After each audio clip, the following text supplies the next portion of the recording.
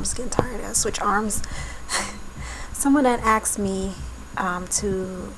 for my input on female competing with each other.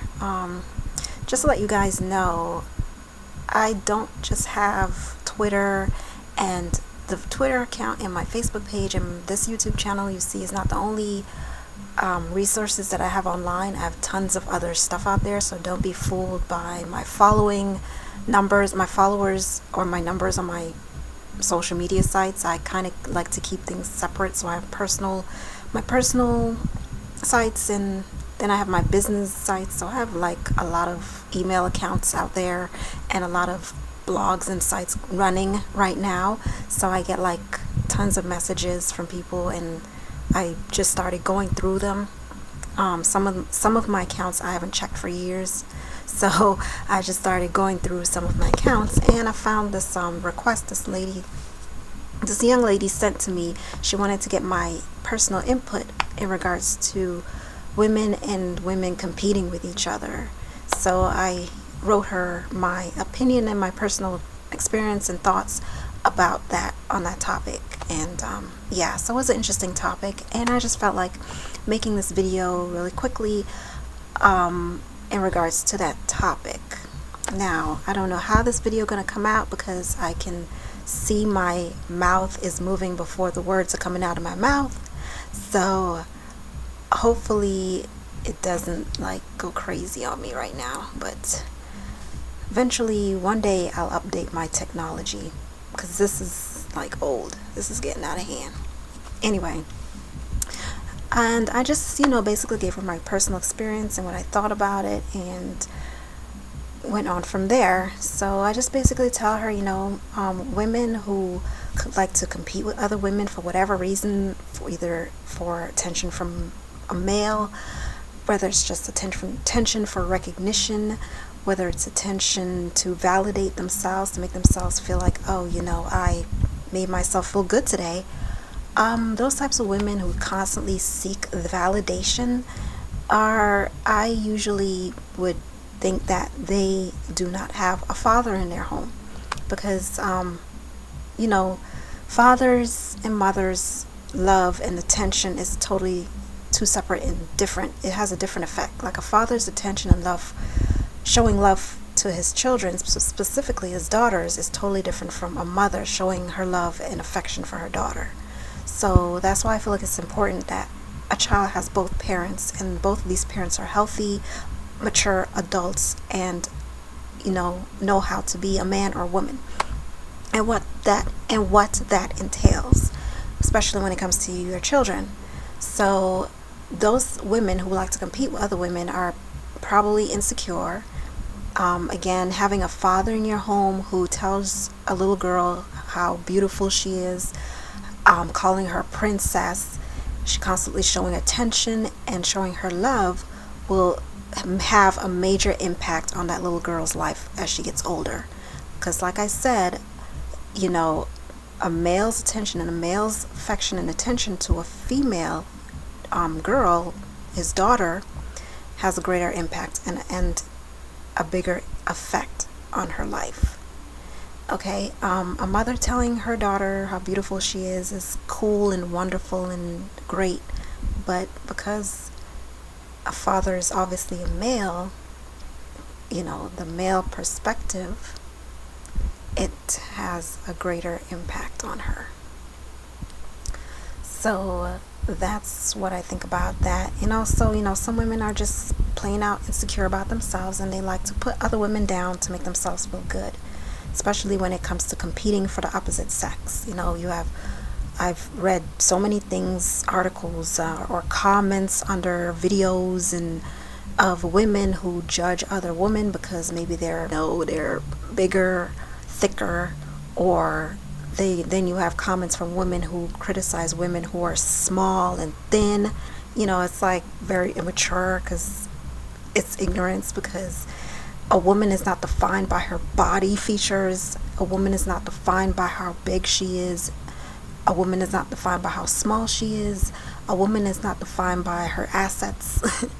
And that's the sad part about this culture. It's raising children and young girls in this culture, I gotta give it to anyone out there who's having success in doing so, because it is really rotting out the minds of our youth and people. It's really like burning their brain cells out. They have no common sense, no intellect, nothing. They're just so immature. And some grown women will say dumb things like that.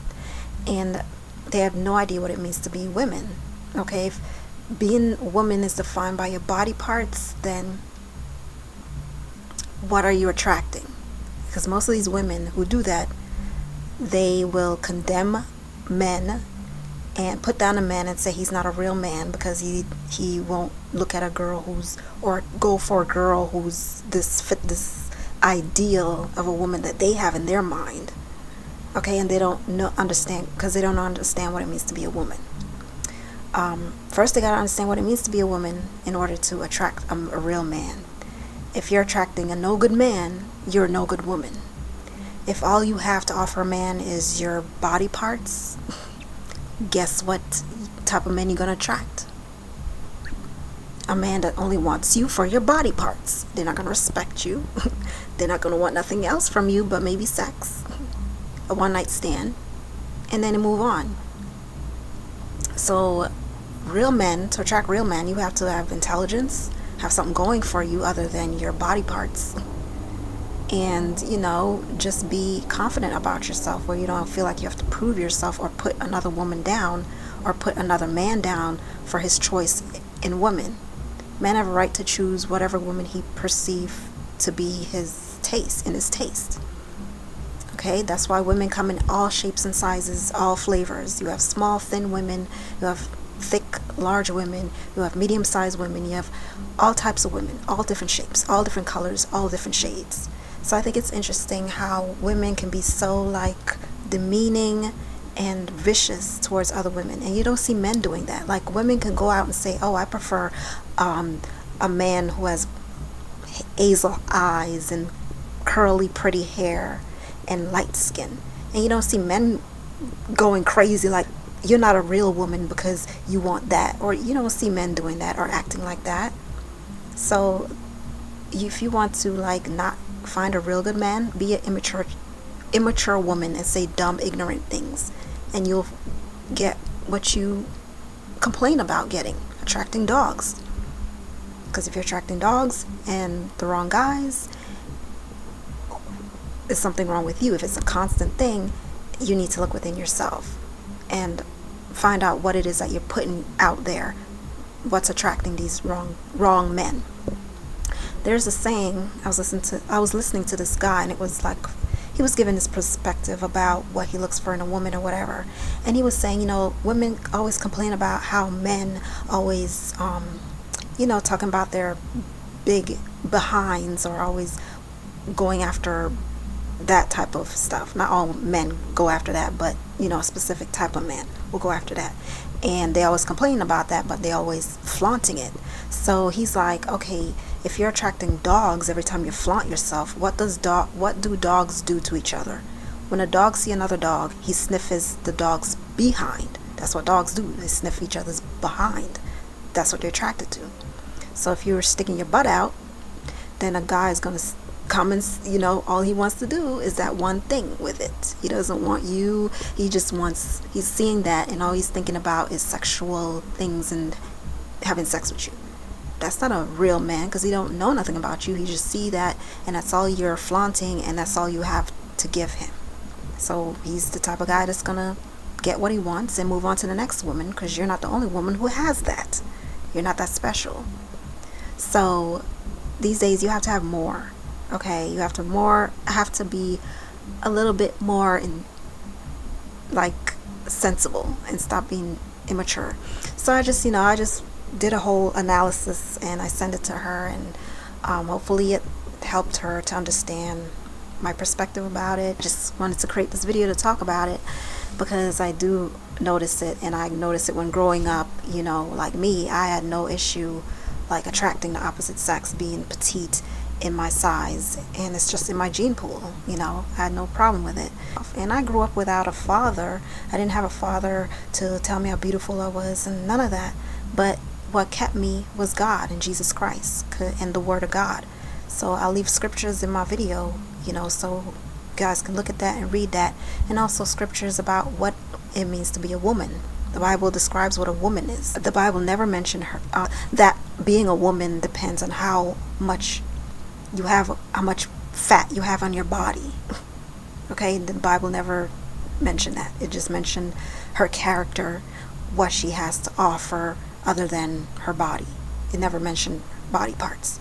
So you can't go by the world and their definition of what a woman is, because the women in the world today are childish. They have a mind of a 3-year-old. I can't even say a child, because children are they're not even judgmental. They accept you for what you are. These women are on a whole nother level, and it's low level. Want to make somebody else feel bad about themselves to make themselves feel better. And also, and how dare you insult a man and tell a man what he should want, that he can't date a white woman, or he can't date that type of woman because then he's not a real man. How dumb do you sound? And that's why most of you don't have one. You can't find a decent one. Half the girls who say that those types of things are single and lonely and depressed. And they hating on the other female who got somebody who's committed to her. And you by yourself. How do you look? Anyways, love yourself. Be confident about yourself. Know who you are in God's eyes. You are created in His image. And we're all beautiful women.